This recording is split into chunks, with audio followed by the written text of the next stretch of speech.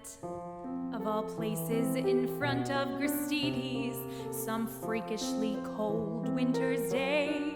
I had on several unflattering layers of wool.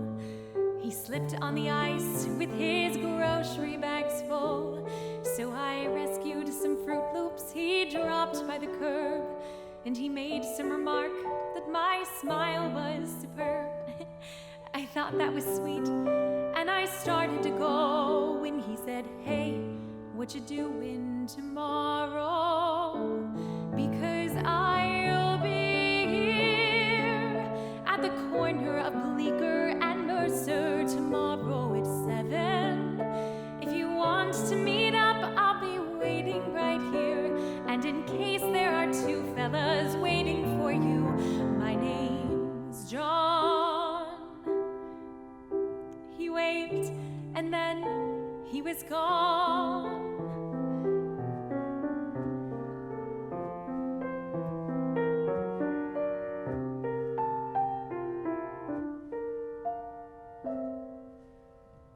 Needless to say, I went back there to meet him, mostly to see if he'd show, and there he was, out in the cold with his jacket pulled tight. He took me to dinner and kissed me goodnight. The next week we went to this terrible play, and the week after that drank hot chocolate all day, when suddenly 8 or 9 months had flown by, when he said, "Hey, what you doing the rest of your life?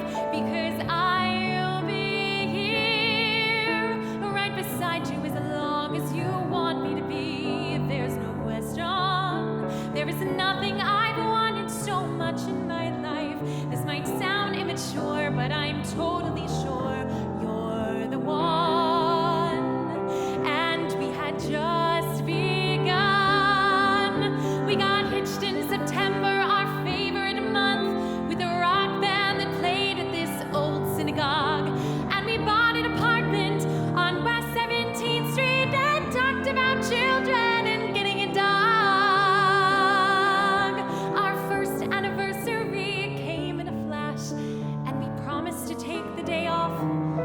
He had to stop into his office that morning, and so I went walking uptown to this bakery I know, when I heard on the street what I thought was a joke, till I noticed the sirens and saw all the smoke. So I'm running back home with this feeling of dread, to the voicemail he'd left, with the last words he said.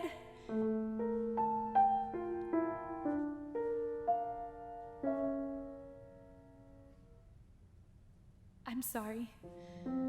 I don't mean to ruin your evening by bringing up all of this stuff. You're probably wondering why I even called you tonight. Well, today something happened that spooked me all right. I discovered his Fruit Loops still there on the shelf, and I cried, and I couldn't get hold of myself. When sure as I breathe, I heard John, clear as day, saying, 'Hey, you're allowed to move on.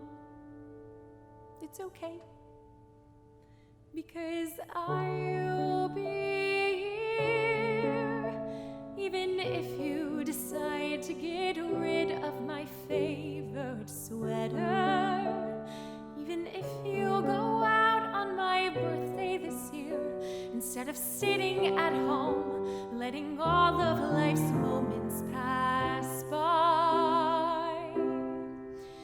You don't have to cry, because I'll be here when you start going back to the places we went to together.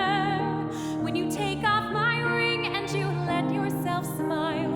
When you meet someone handsome and patient and true, and he says that he wants to be married to you.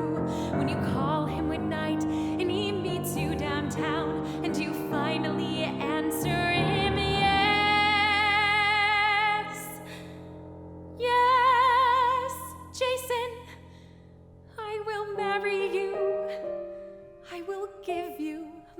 heart. It has taken so long, but I'm ready to start. Right now, John's whispering congrats in my ear, 'cause I finally let myself tell you that I will